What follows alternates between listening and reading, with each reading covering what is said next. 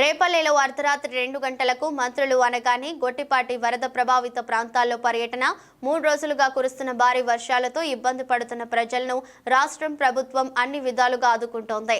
అందుకు అవసరమైన అన్ని చర్యలు తీసుకుంటున్నాం.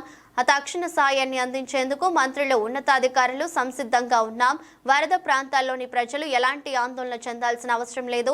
బాధితుల కష్టాలు తెలుసుకునేందుకు రేపల్లె మండలం పెనుమూడి, రావి, అనంతవరం, ఓలేరు గ్రామాలలో వరద ప్రభావిత ప్రాంతాల్లో పర్యటించిన రాష్ట్ర రెవెన్యూ, రిజిస్ట్రేషన్ మరియు స్టాంప్స్ శాఖ మంత్రులు అనగాని సత్యప్రసాద్, రాష్ట్ర విద్యుత్ శాఖ మంత్రులు గొట్టిపాటి రవికుమార్.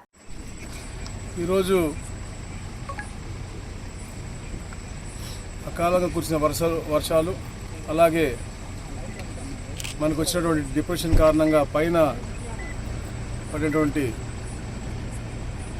వర్షాల మూలంగా కృష్ణానది పెద్ద ఎత్తున ఎప్పుడు ఊహించని విధంగా ప్రకాశం బ్యారేజ్ దాటి 11.5 లక్షల క్యూసెక్కులు విడుదలవుతా పరవలు తొక్కుతూ ఉందంటే ఎంతో పెద్ద విపత్తు అది ఈ ప్రాంతంలో. ఎందుకంటే మనం ఎప్పుడు కూడా జీవితంలో ఇంత ప్రవాహం ఎప్పుడు చూడలేదు. గతంలో మ్యాక్సిమం కూడా 9 లక్షలు 10 లక్షలు చూసాము 2009లో కూడా.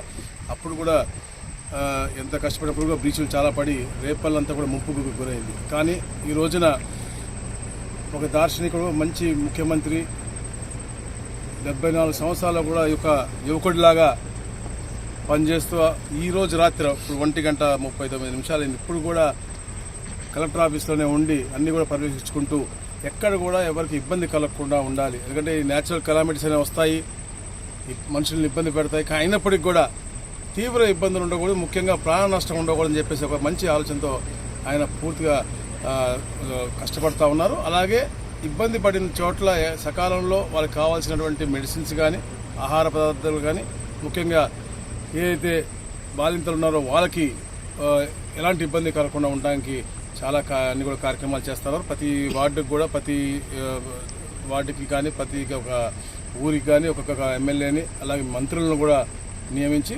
ఈ కార్యక్రమం ఉండమని చెప్పారు. మరి ఈ రేపల్లో మనం చూస్తూ ఉన్నాం, 2009లో ఈ ప్రాంతంలో బ్రీచ్ పడి ఓలేరులో రేపల్లో మొత్తం కూడా ముంపుకు గురైంది.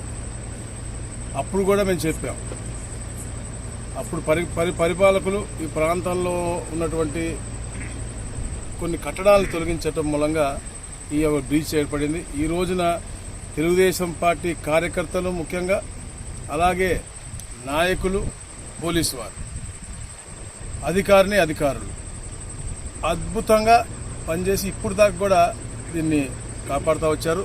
ఇంకొక రోజు మనం కాపాడితే తప్పకుండా ఈ యొక్క ఉధృతి తగ్గి సముద్రంలోకి నీళ్ళన్నీ కూడా కలిసి ఈ ఉధృతి తగ్గి గండిపడే బాధ నుంచి మనం తప్పించుకుని అవుతామని చెప్పేసి కూడా తెలియజేసుకుంటా ఉన్నాను.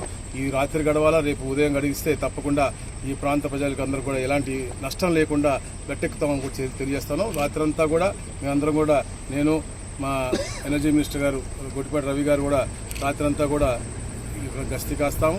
అలాగే అధికారులు కూడా పెద్ద ఎత్తున గస్తీ కాస్తూ ఉన్నారు. పోలీసు వారు కూడా అక్కడ అప్రమత్తంగా ఉండటంతో పాటు గ్రామస్తులందరినీ కూడా ఎలాంటి అవాంఛనీయ సంఘటన జరిగితే, పొరపాటున ఎక్కడైనా బ్రీచ్ జరిగితే కూడా వెంటనే ఇక్కడి నుంచి మూవ్ అవుట్ అయ్యే విధంగా కూడా బస్సులు ఏర్పాటు కూడా చేయడం జరిగింది గ్రామస్తులందరికీ కూడా. సో వాళ్ళు కూడా అప్రమత్తంగా ఉన్నారు.